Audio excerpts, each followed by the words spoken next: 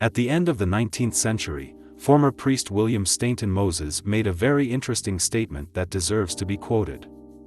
"I now agree that man survives physical death. I also agree that we are all accountable beings who will have to answer for the deeds done in our bodies. I came to this conviction by communicating with the inhabitants of the spirit realms." William Moses lived in England and was a priest for several years. He left the service in the church after he began to receive otherworldly messages through automatic writing.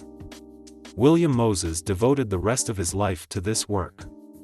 Communicating with the inhabitants of the spirit world, he learned how their world is structured and what it will be like in it after death. William Moses decided not to make public all the notes received through automatic writing. They were published in a book called The Teaching of the Spirits only after his death.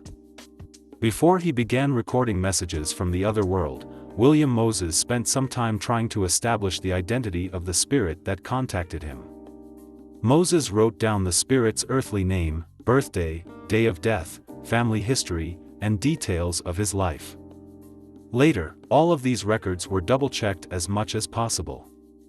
"I did this work so as not to become an object of deception of lying spirits or a deluded mind," said William Moses. In his notes, he left descriptions of how the spirits were checked. Thus, on April 8, 1874, William Moses stayed at a country house. That evening, Moses was sitting at the table. As expected, his hand soon began to move aimlessly across the paper, and then wrote out a long message of a personal nature. As usual, William Moses decided to establish the identity of this spirit. He was informed that he was being contacted by the cousin of the hostess of the house, who had known the guest as a little boy. However, William Moses could not remember this woman. He learned her maiden name and the date of her death, and also asked her to name her birthplace and describe the house she lived in. Then followed a very accurate account of a very frivolous episode in my boyhood, when I was a guest at her house. In the course of this, the smallest incidents were recalled and microscopic facts were cited of which I knew nothing. I subsequently verified from 2 sources what she said, and found confirmation of literally every detail, noted William Moses. During a conversation with the mistress of the house, William Moses inquired of her for what purpose she had made herself known. In response, he heard a request for prayer. Moses was told that because of the gratification of her bodily desires, this woman was not in the best place after her death. From this spirit, William Moses learned that after the end of earthly life, everyone will have to learn the action of the inevitable law, "Whatsoever a man soweth, that shall he also reap." Moses was informed that no sin of man will remain uncompensated. Every idle mistake the soul will have to atone for in its future state until the consequences of that mistake are erased as far as possible. Be sure that any offense you intentionally inflict on another person will cost you many bitter tears. Your wrong actions are the seed, and you do not know how terrible the harvest may be. It is to be gathered in sorrow and shame, William Moses was informed. In order to understand how the soul has to atone for its mistakes after the end of earthly life, one should become familiar with the structure of the spiritual world. William Moses was told about this by the spirit of the highest spiritual sphere. He said, "You, people, are surrounded by spiritual life and are never alone. The spiritual world extends around you and penetrates into what you call space. Thus, around your world there is a spiritual sphere, from which all spirit emanates and to which it returns. Your earth is the 7th sphere, under which are 6 lower spheres. There are also 7 higher spheres, these are the spheres of work and testing, beyond which there are also 7 spheres of contemplation." Such a message was recorded by William Moses. Moses was informed that each spiritual sphere is not a place, but a state. The difference between the spheres is due to the moral, intellectual and spiritual state of the inhabitants. What is the condition of the inhabitants of the first sphere, which is underground? To this question William Moses received the following answer.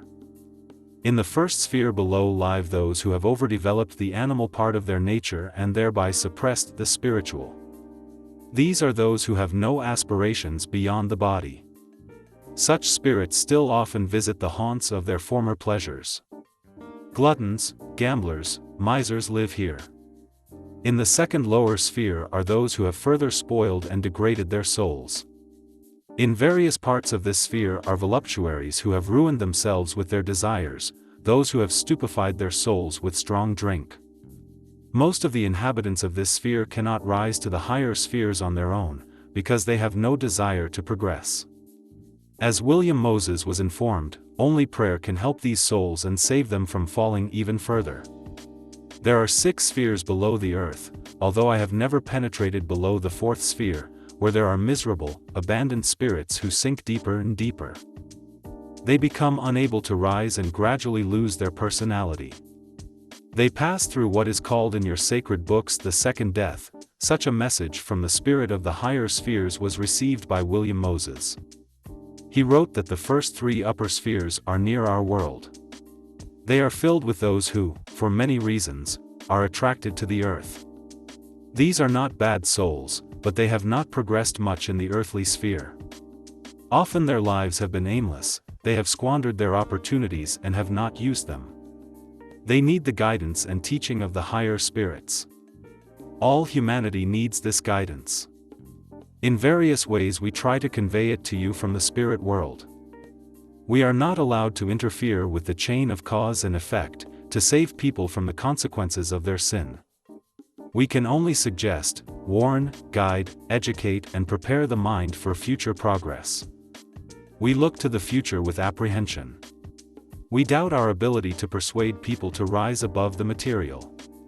Because until this is done, pure spiritual truth, which is not used, will do little, says the notes of William Moses. Very interesting notes, you must agree. I suggest you take this as ordinary information, and in our subsequent videos we will try to understand such examples more deeply.